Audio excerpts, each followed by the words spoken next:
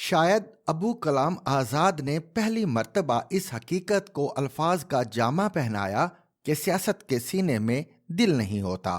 2010 میں P T I کے غبارے میں ہوا بھرنے کا جو آغاز ہوا تھا وہ جنرل راحیل شریف کے دور میں لیفٹیننٹ جنرل ظہیر الاسلام کے ہاتھوں انتہا تک پہنچا، اور دھرنے کے کنٹینر سے فتووں اور گالم گلوچ کا عمل دیکھا تو میں نے مذکورہ فکرے کے ساتھ اس فکرے کا اضافہ شروع کر دیا کہ اب سیاست کی آنکھ میں حیا بھی نہیں رہی۔ جنرل باجوہ کے دور میں ایجنسیوں کے ذریعے مخالفین کو رگڑا دے کر عمران خان کو وزیر اعظم مقرر کیا گیا تو وہ اور ان کے وزراء آپے سے باہر ہو کر دوسروں کی عزتوں کے در پہ ہو گئے، تو مجھے کہنا پڑا کہ پاکستانی سیاست بنیادی انسانی اخلاقیات سے بھی محروم ہو گئی۔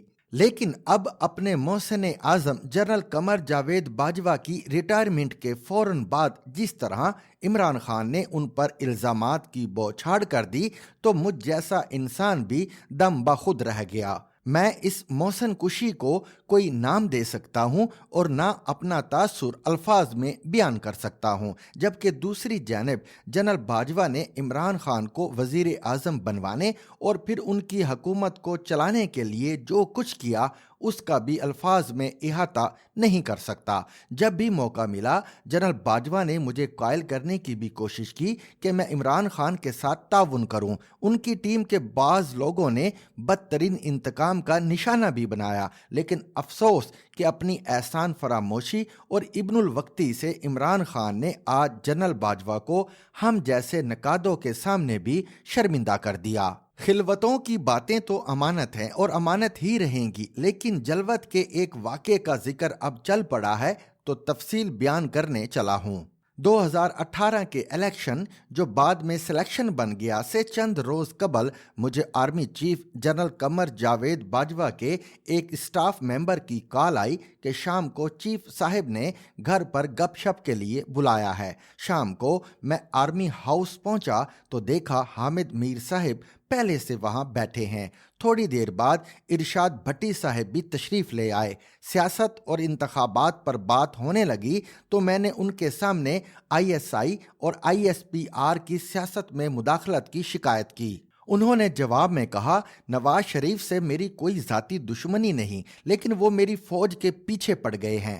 جب مجھے محسوس ہوا کہ وہ اور ان کے پولیٹیکل مینیجر ہر قیمت پر عمران خان کو وزیر اعظم بنوانے پر مصر ہیں تو میں نے ان سے عرض کیا کہ سر، اگر زیادہ مجبوری ہے تو زرداری صاحب کو وزیر اعظم بنوا دیں، لیکن عمران خان کو وزیر اعظم بنوانے کی غلطی نہ کریں۔ اس پر جنرل صاحب نے مجھ سے کہا کہ صافی صاحب، آپ اچھے بھلے صافی ہو، لیکن جب عمران خان کا ذکر آتا ہے تو بغض عمران میں بالکل پاگل ہو جاتے ہیں۔ میں نے جواباً عرض کیا کہ سر، میں پاگل ہوں یا نہیں، لیکن معاف کیجئے، آپ لوگ بھی عمران کی محبت میں حد سے آگے بڑھ رہے ہیں۔ اس پر ہماری گفتگو میں تلخی مزید بڑھ گئی۔ جنرل صاحب کے غصے کی وجہ یہ تھی کہ وہ صدق کے دل سے عمران خان کو مسیحا سمجھ رہے تھے، جبکہ میں صدق کے دل سے انہیں پاکستان کے لیے مصیبت سمجھ رہا تھا۔ 2.5 گھنٹے کی اس مغز کھپائی کے دوران مجھے یقین ہو گیا کہ کچھ بھی ہو جائے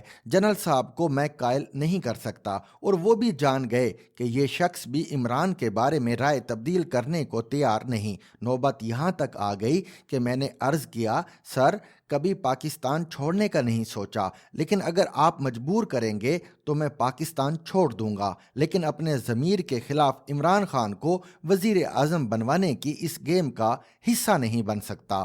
بہرحال یہ بھی ان کا بڑا پن ہے کہ انہوں نے کہا کہ نہیں، میں تو آپ کے ساتھ صرف ڈسکشن کر رہا تھا، آپ پر کوئی جبر نہیں، میری طرف سے آپ کو اجازت ہے کہ جس کو چاہیں سپورٹ کریں۔ اگرچہ بعد میں ان کے D G I S P R نے میرا جینا حرام کیے رکھا۔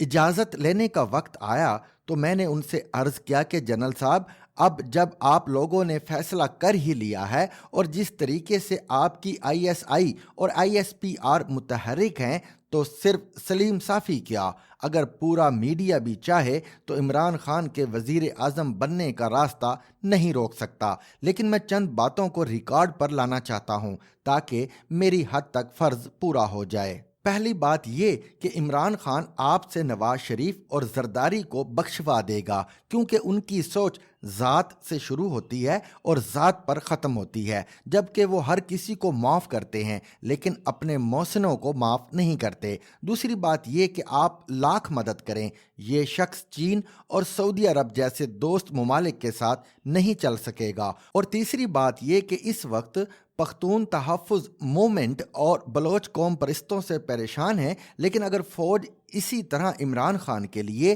مسلم لیگ نون اور دیگر جماعتوں کو ٹھکانے لگاتی رہی تو اس کے نتیجے میں پنجاب میں بھی پی ٹی ایم بن جائے گی۔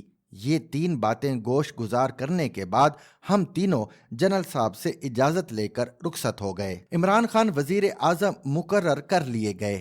ان کی حکومت بنوانے کے بعد اسے چلوانے کے لیے بھی جنرل قمر جاوید باجوہ سے جو کچھ ہو سکتا تھا انہوں نے کر ڈالا، لیکن بدقسمتی سے میری سب پیش گوئیاں درست ثابت ہوئیں۔ جنرل قمر جاوید باجوہ کی قیادت میں فوج اور آئی ایس آئی کے بھرپور ساتھ کے باوجود عمران خان کی حکومت فوج اور ملک کے لیے مصیبت بن گئی۔